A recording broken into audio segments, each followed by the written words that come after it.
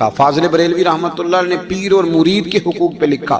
اعلیٰ حضرت نے شرطیں بیان کی مرید کس کا ہونا ہے, شرائط. فرمایا سب سے پہلے 4 شرطیں دیکھو پھر بیعت کرنا.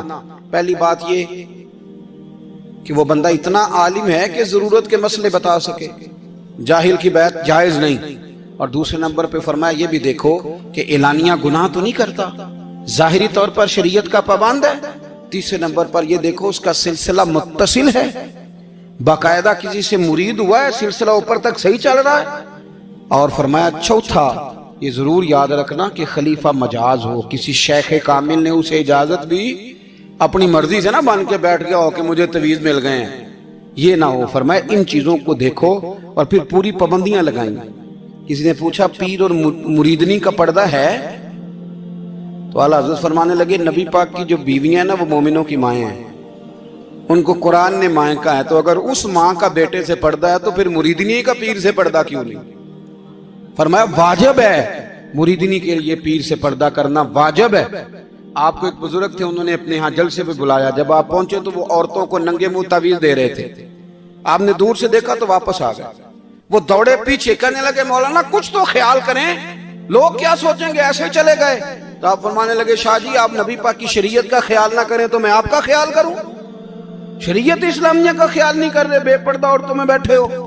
وہ کہنے لگے میں توبہ کرتا ہوں, آج کے بعد نہیں کروں گا. فرمایا پھر ہاتھ بڑھائیے, پھر میں آپ کے ہاتھوں کے بوسے لیتا ہوں. اس لیے کہ اگر آپ مان گئے ہیں تو پھر ہمارا اختلاف نہیں. ساری زندگی دین کی پہرے داری کی. اعلیٰ حضرت رحمت اللہ علیہ نے آج سے 150 سال پہلے کہا تھا مسلمان اپنے بینک قائم کریں, اپنا سرمایہ. ایک جو باتیں آج کر رہے ہیں نا آپ کے لوگ دانشور, وہ 125 سال پہلے کہا تھا کہ اپنے بینک بناؤ, آپس میں مسلمان تجارت کریں. فرمایا اپنا پیسہ ایک دوسرے پر خرچ کرو, غریبوں کو وظائف دو, وہ سارے طریقے اپناؤ جو صحابہ نے اور محبوب کریم نے ہمیں عطا فرمائے.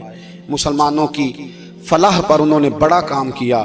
وہ زمانہ اقبال پہلے کہا کرتے تھے سارے جہاں سے اچھا ہندوستان ہمارا, پھر اللہ نے توفیق دی تو کہنے لگے نہیں خاص ہے ترکیب میں قوم رسول ہاشمی. اعلیٰ حضرت اسی زمانے سے کہہ رہے تھے نہیں بھائی جو مصطفیٰ کے غلام ہیں ان کا منصب اور معیار الگ ہے. بڑی محبت سے زندگی گزاری, اللہ سے بڑا ڈرتے تھے. سید ایوب علی رضوی صاحب آپ کے خلیفہ ہیں. وہ کہتے ہیں ایک چھوٹا سا بچہ صبح صبح آ گیا, کہنے لگا حضور آپ کی کل دعوت کرنی, آ جائیں گے؟ آپ نے فرمایا آ جاؤں گا. کہنے لگا میں یتیم ہوں, باپ میرا فوت ہو گیا اور میرا بڑے دل کرتا ہے آپ سے محبت ہو گئی. فرمایا کب آؤں؟ اس نے کہا کل آ جانا. کیا کھلاؤ گے؟ تو چنے کی دال اس نے جھولی میں ڈالی. کہنے لگا حضور میں لے آیا ہوں, رات کو بھگاؤں گا, کل آپ کو کھلاؤں گا. آپ بیمار رہتے تھے, دوپہر کو سوجی کے بسکٹ کھایا کرتے تھے.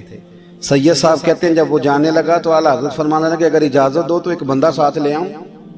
کہنے لگا لے آؤ. فرماتے ہیں اس کے گھر گئے تو اندر بیٹھنے کی جگہ بھی نہیں تھی. 1000 کتاب کے مصنف, لاکھوں کروڑوں مریدوں کے پیر, امت مسلمہ کتنے بڑے لیڈر. کہتے ہیں اس نے نا باہر گلی کے باہر دروازے کے باہر چٹائی بچھا دی. کہنے لگا حضور اندر جگہ نہیں ہے, میری اماں ہیں اور آپ عورتوں سے بڑا پردہ کرتے ہیں. اعلیٰ حضرت باہر بیٹھ گئے زمین, اس کو کہتے ہیں لاجپال پیر. باہر بیٹھ گئے, وہ چنے کی دال لایا اور باجرے کی موٹی روٹیاں. آپ کو تکلیف رہتی تھی پیٹ میں, آپ وہ چیزیں استعمال نہیں کرتے تھے, پر 1.5 روٹی کھائی. کھانے کے بعد کہا جائیں. کہنے لگا نہیں میری اماں آگ جلا رہی ہے, چائے پی کے جانا. وہ چائے آئی, جو بندہ سڑک سے گزرتا حضور جہاں بیٹھنے, فرمایا جاؤ کام کرو, دعوت ہماری ہے تمہاری نہیں, جاؤ اپنا کام کرو. وہاں بیٹھ کے کھانا کھایا. جب واپس نکلے تو اس بچے نے اجازت دی جائیے. واپس آئے تو کچھ چہرے پہ کمزوری کے آثار تھے, کچھ تکلیف پیٹ میں شروع ہو گئی. سید صاحب کہنے لگے حضور آپ نے کیا کیا, بیمار ہو جائیں گے. فرمانے لگے ایوب علی یار بیماری تو ٹھیک ہو جائے گی, پر تو نے دیکھا نہیں یتیم کا دل کتنا راضی ہو گیا ہے, کتنا راضی ہو گیا اس کا دل, کتنا وہ خوش ہوا ہے. اور فرمایا جب یتیم راضی ہوتا ہے تو اللہ بھی راضی ہوتا ہے, اللہ کے نبی بھی راضی ہوتا ہے. بڑی پرہیزگاری والی زندگی گزاری. 3 باتیں ان کی زندگی کا اصول تھا. ایک فرماتے تھے تمسک بالدین کرو, مضبوطی کے ساتھ دین کو پکڑ لو.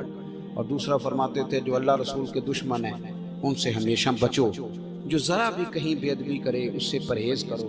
اور تیسرے نمبر پہ فرماتے تھے اگر سکھی جینا چاہتے ہو تو عشق رسول میں جینا. لوگ کہتے ہیں نماز میں دل نہیں لگتا، محفل میں سرور نہیں آتا، ہم جب اینک تنقید کی لگا کے جاتے ہیں تو کیسے مزہ آئے گا؟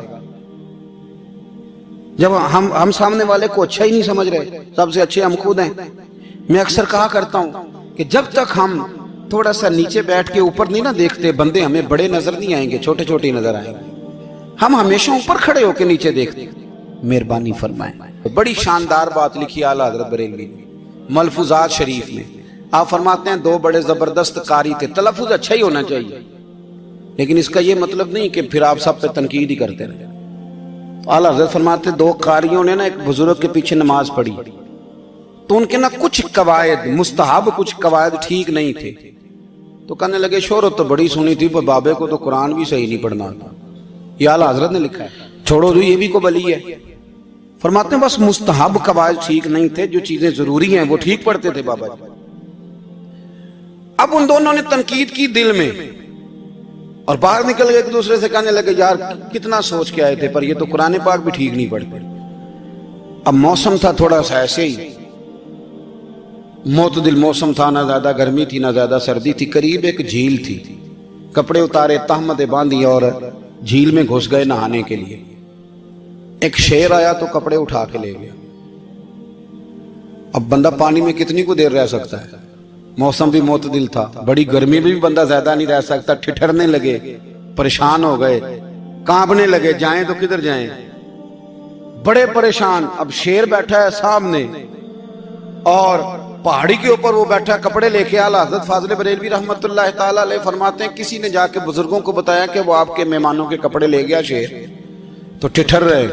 وہ بزرگ آئے اور آ کے نا تو شیر کو آواز دی، اللہ ہر مشکل دی کنجی یارو ہاتھ مرداں دے آئے۔ شیر کو آواز دی، کہنے لگے ادھر آئے نا، وہ آیا تو تھپکی